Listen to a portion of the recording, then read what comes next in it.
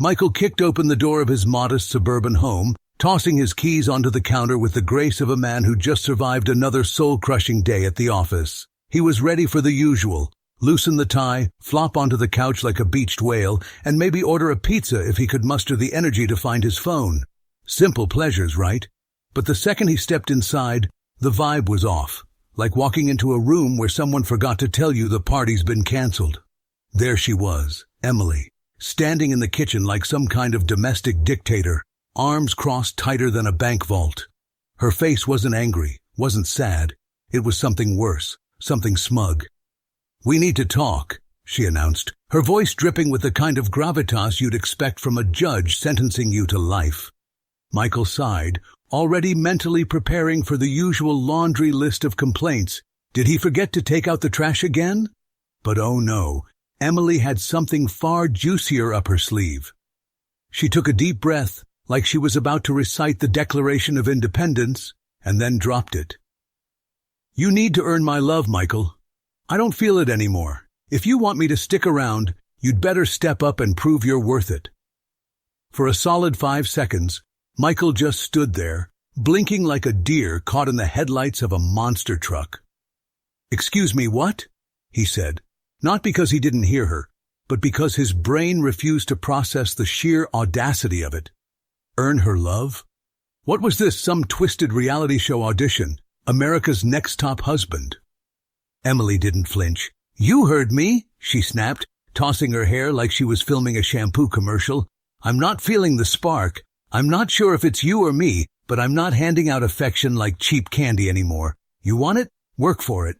She said it with the confidence of a woman who'd just invented a new law of physics, like she expected him to whip out a notepad and start scribbling. Step 1, beg Emily to love me.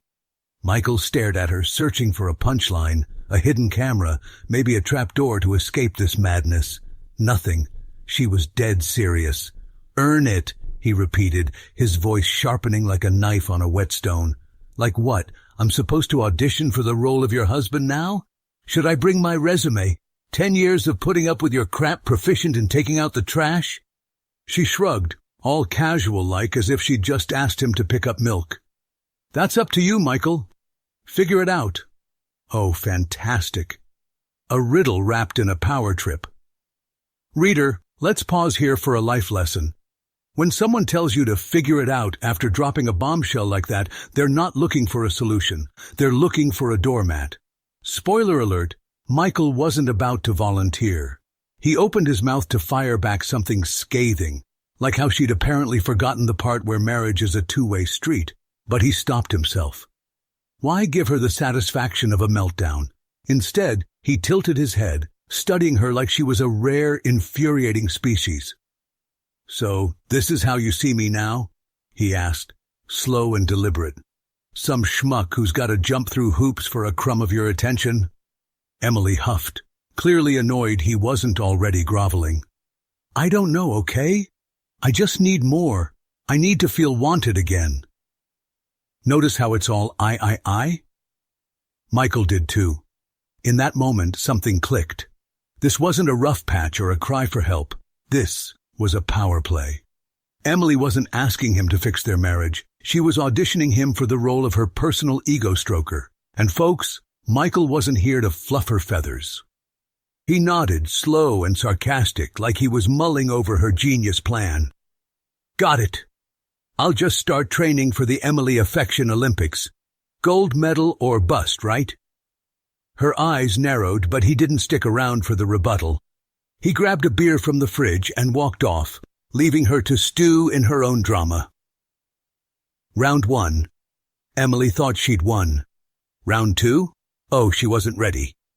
The next few days in the house were like living in a low-budget soap opera, minus the dramatic music, though Michael half expected a violin to start wailing every time Emily opened her mouth.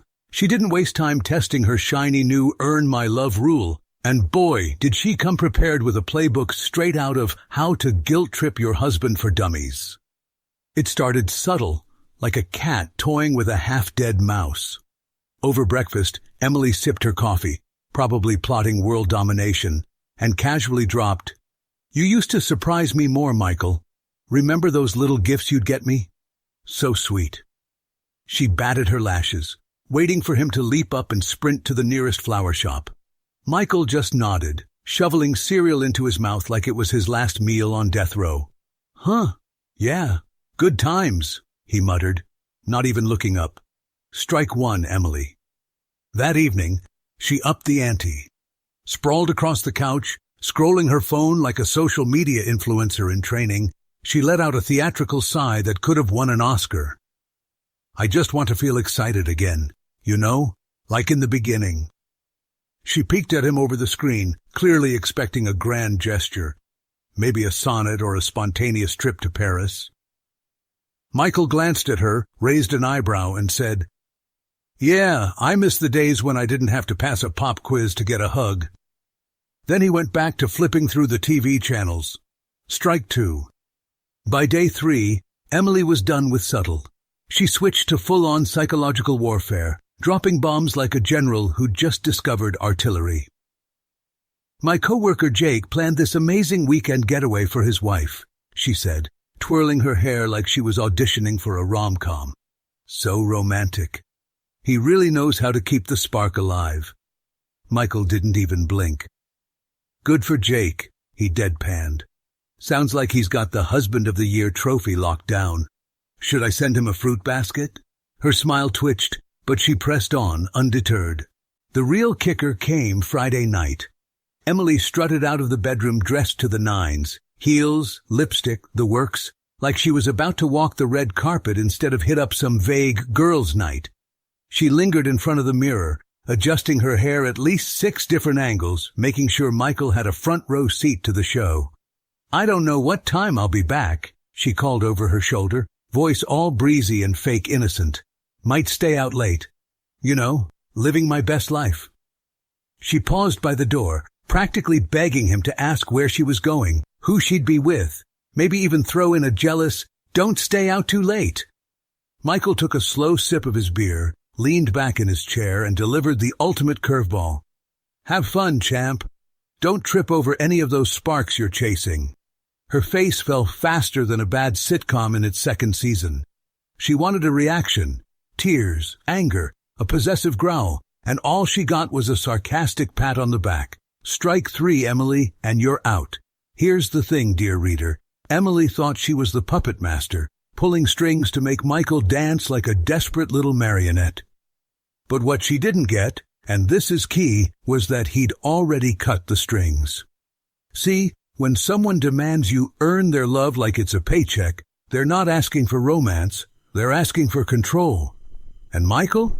He wasn't about to clock in for that gig. Instead of chasing her tail like a lovesick puppy, he flipped the script. He started hitting the gym, looking less like a couch potato and more like a guy who could bench press her ego. He dug out his old guitar, strumming away like he was auditioning for a garage band comeback tour. Work, crushing it. Hobbies, revived. Emily's little jabs bounced off him like rubber bullets off a tank, and the more he ignored her bait, the more she squirmed. One night, she couldn't take it anymore. Sitting on the couch, scrolling her phone. Again, seriously, did she ever put that thing down? She blurted out, "You don't even ask about my day anymore." Michael shrugged, not looking up from his book. "You don't seem too keen on telling me. Figured I'd spare us both the awkwardness." Her jaw tightened, and you could almost hear the gears grinding in her head. This wasn't the Michael she knew, the one who'd trip over himself to make her happy. This was a guy who'd checked out of her circus and wasn't buying tickets to the next show. Emily's confidence was cracking, and Michael could see it. She wanted him to beg, to grovel, to prove he was still her loyal subject. But he wasn't playing her game, and that, folks, was when the real fireworks started brewing. By now, Emily was starting to realize her earn my love master plan wasn't exactly panning out like she'd envisioned. She'd thrown everything at Michael, subtle jabs, not-so-subtle bait, and enough dramatic sighs to power a wind turbine. But he wasn't budging. In fact, he was doing the opposite, living his best life like she'd accidentally handed him a get-out-of-jail-free card. And that, dear reader, was when the panic set in. At first, she tried to play it cool, like his indifference was all part of her brilliant strategy. She'd toss her hair and strut around the house, pretending she didn't notice how little he cared. But the cracks were showing. One night, she came home late, real late, slamming her purse on the counter like a toddler throwing a tantrum. Michael was in the kitchen, casually whipping up a midnight sandwich, looking like a guy who'd just discovered inner peace. "Did you even notice how late it is?" she snapped, crossing her arms so hard you'd think she was trying to hug herself. He glanced at the clock, then back at his sandwich. "Yup. Time flies when you're having fun, huh?" he said, taking a bite with the kind of calm that could drive a saint to violence. Her eyes flared. "And that doesn't bother you?" she pressed, voice sharp enough to cut glass. Michael chewed thoughtfully, then shrugged.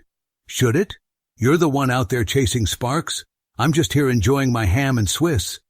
Her jaw clenched so tight you could hear it creak. "Strike 4, Emily. You're not even in the game anymore." That was the moment she knew she'd lost the plot. She'd expected him to grovel, to beg her to stay home, maybe even throw a jealous fit worthy of a daytime talk show. Instead, he was acting like her absence was a bonus feature, not a tragedy. And folks, here's a pro tip. When your whole power trip depends on someone caring and they stop giving a damn, you're toast. So, Emily pivoted, hard. Gone were the coy hints and passive-aggressive digs. She flipped the script to Operation Win Him Back, but with all the subtlety of a bulldozer in a china shop. One morning, she waltzed into the kitchen and slid a mug of coffee across the counter to him. "Made it just how you like it," she chirped, flashing a smile so forced it looked like her face was staging a protest. Michael took a sip, nodded, and said, "Thanks. Nice to know you've still got some skills in there somewhere." Then he grabbed his keys and walked out. No swooning, no, "Oh, Emily, you're my hero," just a polite nod and a side of shade. A few days later, she tried again.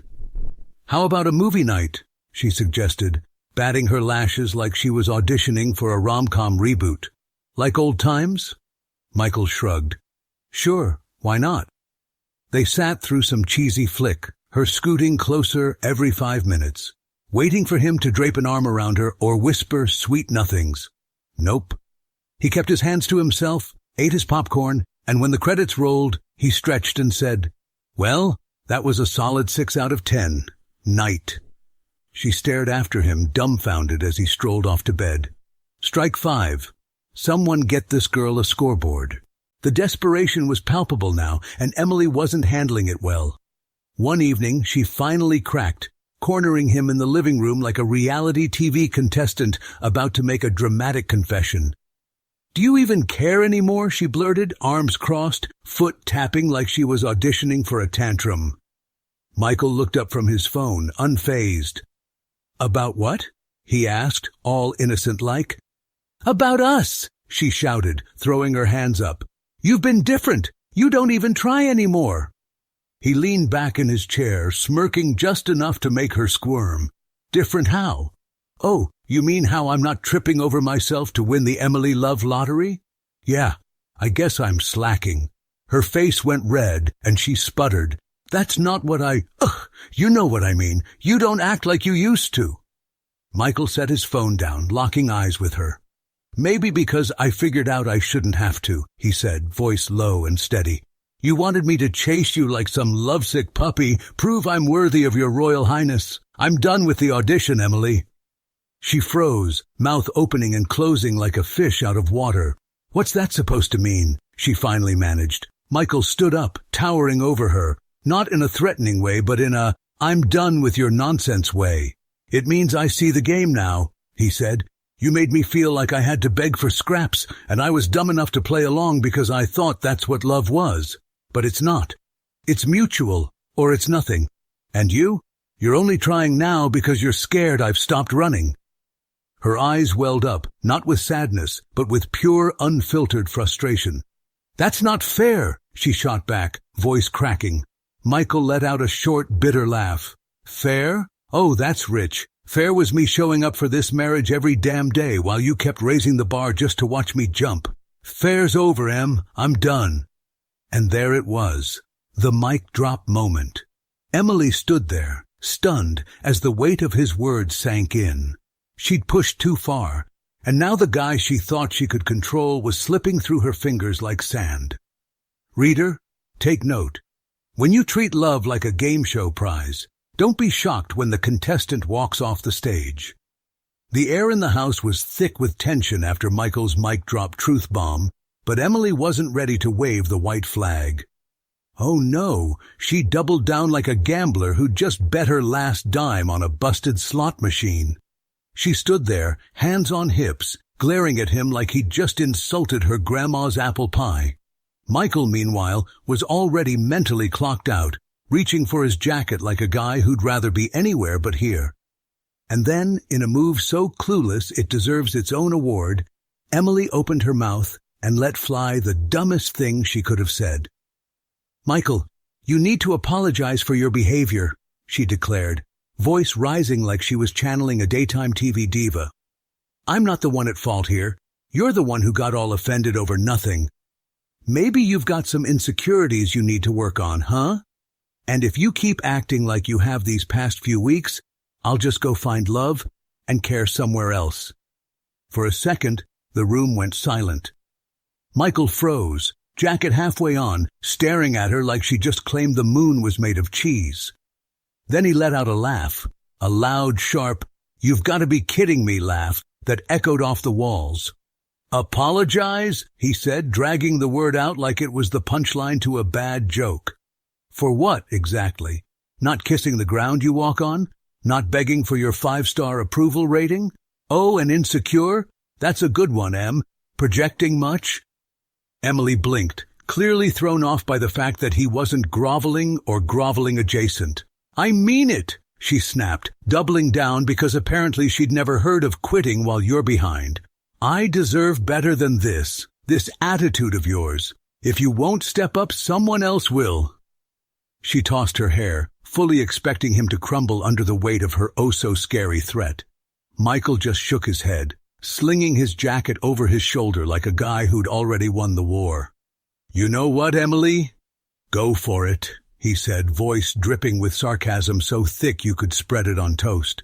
"Find that magical prince who'll grovel at your feet and polish your ego 24/7. Me? I'm done auditioning for the role of your personal cheerleader. Spoiler alert, the pay sucks and the boss is a nightmare." He turned toward the bedroom, leaving her sputtering in his wake, and started packing a bag. Emily followed, hovering in the doorway like a vulture circling a corpse, still not grasping that the ship had sailed, sunk, and was now a tourist attraction at the bottom of the ocean. "You're really doing this?" she asked, her voice a mix of disbelief and desperation. "You're just gonna walk out?" Michael didn't even look up from tossing shirts into his duffel. "Yup. Been a real blast, Em. But I've got better things to do than play Guess What Emily Wants Today. Like, you know, living my life." He zipped the bag with a flourish, slung it over his shoulder, and headed for the door, brushing past her like she was a mildly annoying piece of furniture. She stood there, mouth agape, as he paused at the threshold. He turned back one last time, smirking like a guy who'd just won the lottery and didn't care who knew it. "Oh, and good luck with that somewhere else plan," he said, throwing in a mock salute. "Hope the next guy's got a thicker skull and a bigger wallet. Gonna need him to keep up with your rule book. Me? I'm out. Catch you never." And with that, he walked out, door slamming shut with a satisfying thud that might as well have been a fireworks finale. Emily stared at the empty space where he'd been, her brain clearly still processing the fact that her big threat had backfired like a prank gone wrong on live TV. Reader, let's take a second to applaud her commitment to delusion, threatening to leave when the guy's already got one foot out the door. That's Olympic-level denial right there. The first few days after were quiet for Michael. Not sad, not gut-wrenching, just free. He crashed at a buddy's place. No more tiptoeing around Emily's moods, no more decoding her cryptic demands. He felt lighter than he had in years, like he'd ditched a backpack full of bricks he didn't even know he was carrying. Emily, predictably, couldn't let it go. She fired off texts like a machine gun. "Hope you're okay. Found your old hoodie, want it back?" Fishing for a nibble like a desperate angler on a dry lake. Michael didn't bite. Not because he was mad. Nah, he was past that. But because he didn't owe her a damn thing anymore. She'd wanted him to chase her, to grovel, to earn her love like it was some rare Pokemon card. But here's the kicker, folks. Once you stop chasing a mirage, you realize it was never worth the sprint. He wasn't bitter, wasn't brooding, he was just done. And as he sat on his buddy's couch, strumming a riff and cracking open a cold one, Michael grinned to himself. Freedom tastes pretty damn good when you've spent years sipping someone else's Kool-Aid. So why'd Michael bolt like that, you ask? Why not grovel one more time, try to patch things up with Emily and her laundry list of demands? Well, dear reader, let's rewind the tape a bit, because this wasn't some overnight epiphany. This was a slow burn, a fuse lit years ago that finally hit the dynamite. Back in the day, Michael was the guy who'd bend over backwards for Emily. Late nights at the office, he'd still swing by her favorite takeout joint to grab her that spicy pad thai she loved. Her car broke down, he'd drop everything to play roadside hero, even if it meant missing his own plans. Birthdays, anniversaries, he'd go all out, planning dinners, picking gifts with the precision of a sniper, all to see her smile. And what did he get for it? A half-hearted thanks, if he was lucky, or a nitpicky, you could have done better, if she was feeling extra generous. Appreciation wasn't exactly Emily's strong suit. She treated his efforts like background noise, something she was entitled to, not something to value. Then there were the rough days. You know the ones, when work chewed him up and spat him out, when he'd drag himself home exhausted, tie loose, spirit bruised. Most people might expect a little TLC from their partner, right? Hey, rough day, let's chill, or even just a quiet night on the couch. Not Emily. Those were the moments she'd pick to flex her ultimatums, like a predator sensing weakness. You're not present enough, she'd say, or I need more from you, as if he hadn't already poured every spare ounce of himself into keeping her happy. It was like kicking a guy when he's down, then demanding he thank you for the boot. So when she hit him with that earn my love line, it wasn't just a bad day talking. It was the straw that broke the camel's back, then set the camel on fire and danced on its ashes. Michael had spent years chasing her approval, thinking that's what love looked like. But standing there, watching her play queen of the castle while he was bone-tired and fed up, something snapped. He wasn't insecure, like she tried to spin it. He was done. Done with the one-sided grind, done with the guilt trips, done with a woman who'd rather wield power than share a partnership. That's why he walked. Not out of spite, not to win some macho standoff, but because he finally saw the truth. Love's not a paycheck you earn. It's a two-player game. And Emily? She'd been playing solo for so long, she didn't even notice he'd left the field. Good for him, I say. Sometimes the best move is knowing when to stop rolling the dice and cash out. If you enjoyed the story, please subscribe to the channel. I wish you a great mood and good luck.